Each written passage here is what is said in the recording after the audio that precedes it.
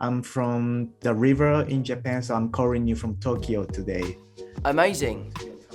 I love Tokyo. Tokyo is one of my favorite cities I've ever visited. Lovely, thank you. I've heard that you worked shift as a bartender in a hotel to prepare for this role. Is that true? I was never officially employed, but I did sort of go under the radar and sneak behind the bar and put one of their sort of white tuxedo jackets on. And basically I served drinks until I was kicked out.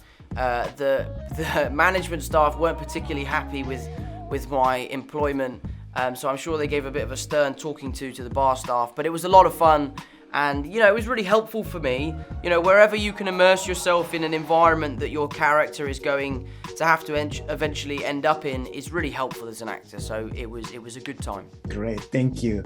Mark Wahlberg plays Sully, who is your kind of mentor. It's really interesting to see the differences of like Peter Parker had Tony Stark as a mentor, and this time Nathan Drake had Sully. So what do you think about the differences and similarities between Peter Parker Tony and Nathan Drake Sully? That's an interesting question. I think it's more so a mentorship with Peter Parker and Tony Stark. Peter Parker is relying on Tony Stark to help him. He builds him the suit. He's trying to impress him. He wants to be an Avenger. And obviously we all know how that story ends. But with Nate and Sully, it's slightly different. I'd say they're more adversaries and they're partners. They're going toe-to-toe. I think Nate fancies himself against Sully in certain scenarios. But a wonderful friendship kind of blossoms out of this kind of tension between the two of them.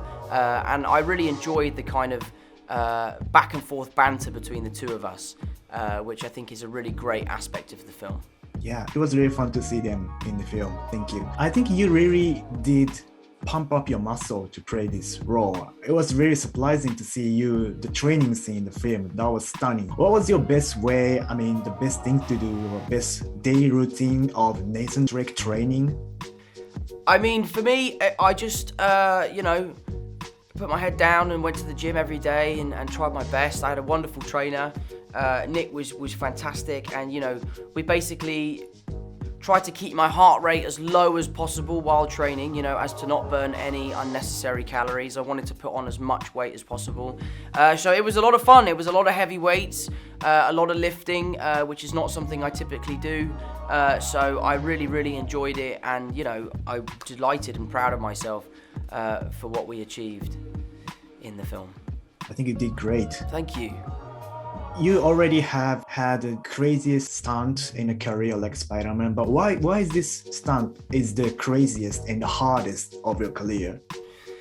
I think playing Nathan Drake, he is a character that is very much grounded in reality. So, whereas Spider-Man, we're talking about a fantastical character, sometimes with the stunts you have to think about the sort of digital takeover where Spider-Man will be doing things that we just can't recreate in real life. Whereas with Nathan Drake, there are less of these digital takeovers. So rather than just thinking about the top of the stunt, you're having to think about the beginning, the middle, and then the end. And unfortunately for me and for Greg and Luke, the end was very frequently us falling out of an aeroplane and us being hit by a car and us falling through a boat and smashing into barrels and going through walls. So there was a lot of falling over and banging our heads in this movie.